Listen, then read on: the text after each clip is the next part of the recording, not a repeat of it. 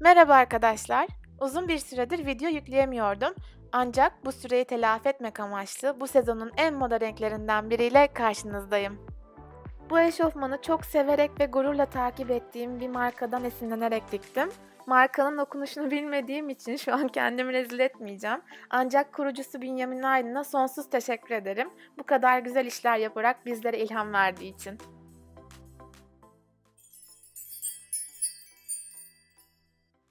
Öncelikle kumaşımı 4 kat katlıyorum. Üzerine sevdiğim crop bir sivitimi ikiye katlayıp iğneleyerek başlıyorum.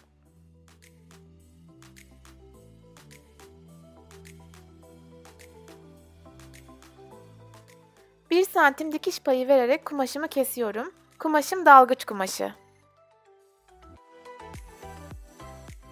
Alt bölümde 4 santim pay bırakıyorum.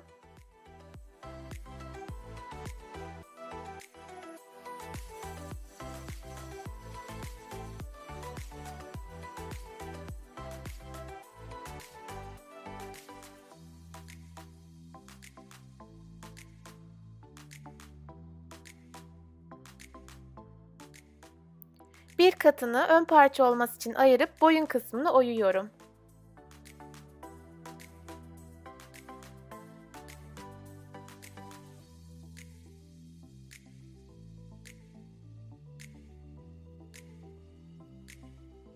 Kol için 4 kat kumaş ayarlıyorum.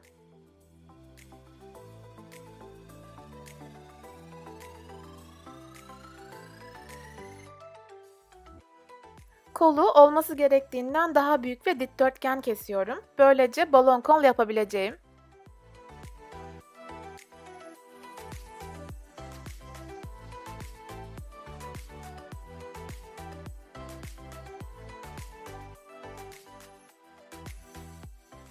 Kol lastiği için lastik ve kumaş ayarlıyorum. Bileğimin çapından 4 santim daha fazla keseceğim.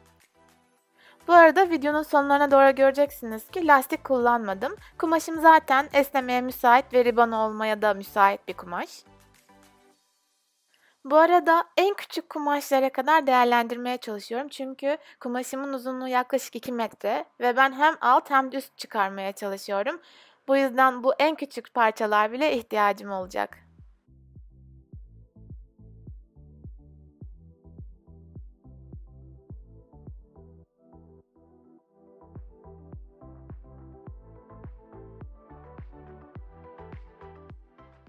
Ön ve arka bedenimi yüzü yüzüne bakacak şekilde yerleştirip omuzlarından dikeceğim. Sürfile ve düz dikiş kullanıyorum.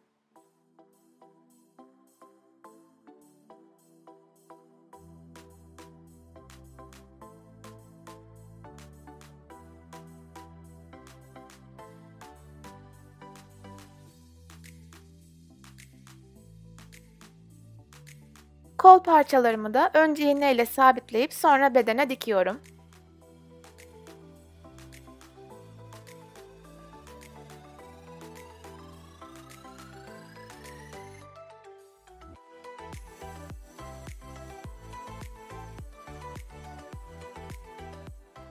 Son açık kalan kısmı da birleştiriyorum. Yani kolun altından bedene doğru olan kısmı.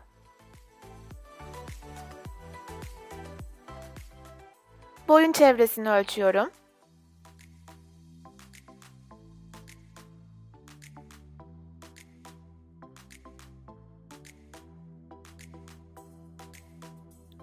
Boyun çevresi artı 2 santimin yarısına denk gelecek şekilde 2 kat bir kumaş ayarlıyorum. Yüksekliği de 40 santim olacak.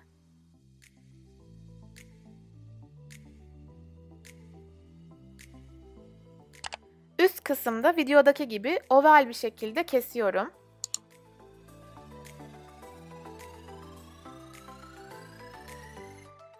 Oval kısmı güzelce dikiyorum. Gördüğünüz gibi bu bizim kapşonumuz olacak.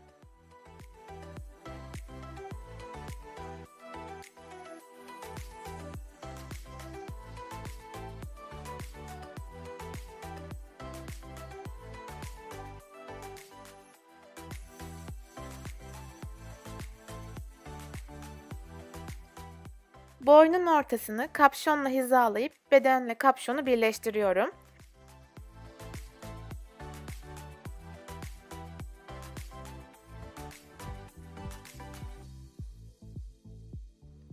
Bu kumaş yapısı itibariyle zaten dikmesi çok zor bir kumaş. Benim sürekli makinem ip topladı. O yüzden benim gibi dikkatlice titizli bir şekilde iğneleyerek kumaşınızı düzgünce sabitleyin. Sonradan dikerken düzeltirim diye düşünürseniz güzel bir sonuç elde etmezsiniz. Dikişin en önemli kısmı sabırlı olmak. Hizaladıktan sonra 2 defa içeriye doğru kıvıracak şekilde 2 santim kıvırıp kapşonun iplerin geçeceği yerleri belirliyorum.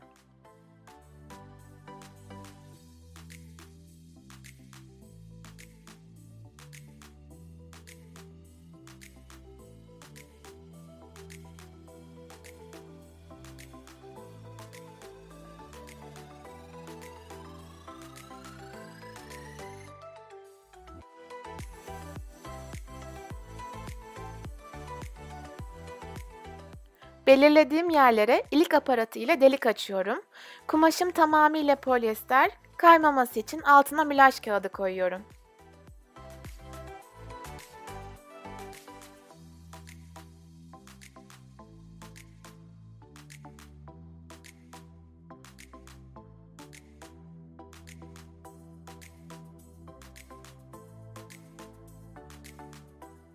Çimi ayağını takıp ucundan tüm kapşonu dikiyorum.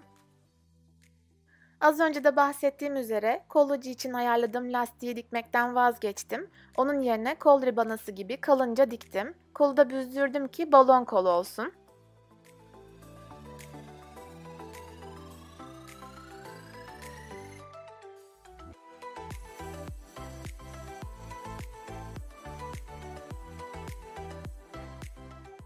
Bu şekilde oldu.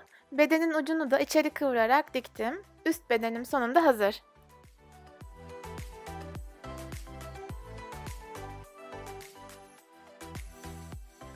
Alt beden için bir eşofmanımı aldım. Ancak kumaşım yetersiz kaldı. Bir şekilde uyduracağım. Gösterdiğim gibi belde ve bacakta pay bırakarak arka bedeni kesiyorum.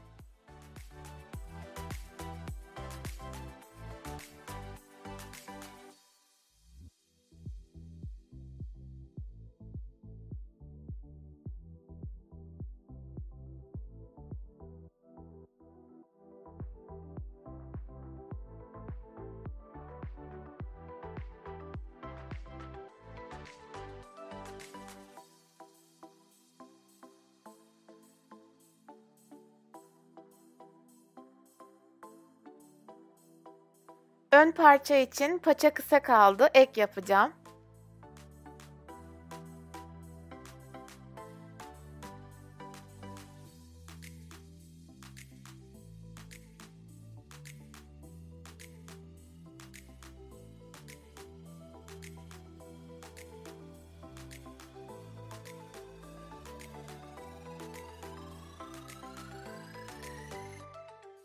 Eki bu şekilde ayarladım.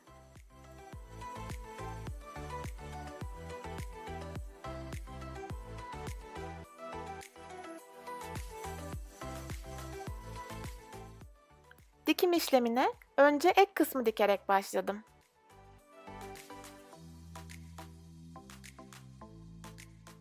Çift kat kestiğim için ön ve arka parçayı ikiye ayırarak devam ediyorum.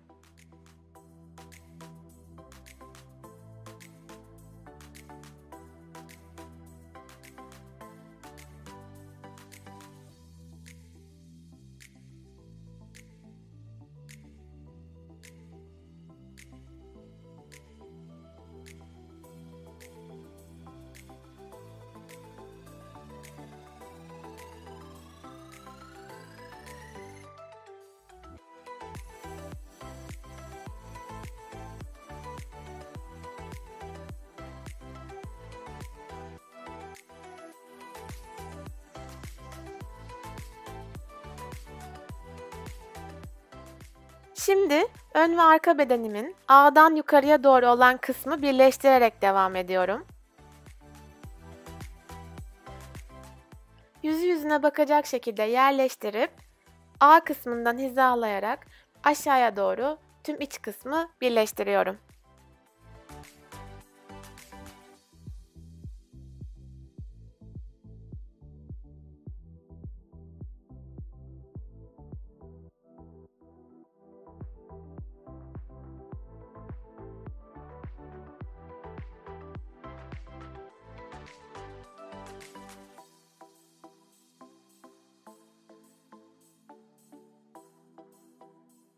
Hazır elimdeymişken dış dikişleri de kapatıyorum.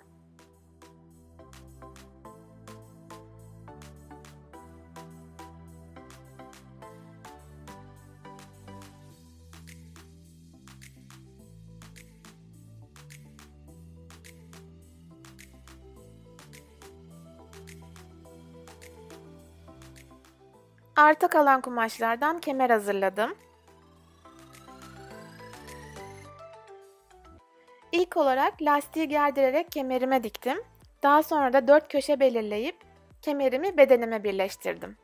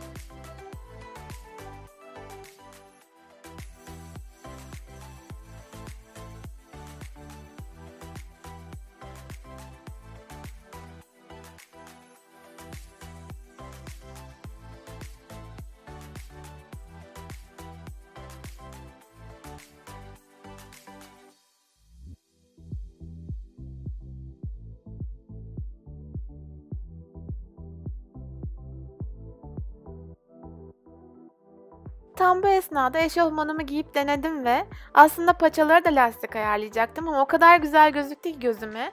Böyle kirli bir bitiriş ve birazcık da bol gözükmesi daha çok hoşuma gitti. O yüzden lastikten vazgeçtim. Eşofmanım hazır. Bu videoyu ben yaklaşık olarak Eylül ayında çektim ve şu an Mart ayındayız. O kadar çok giydim ki size anlatamam.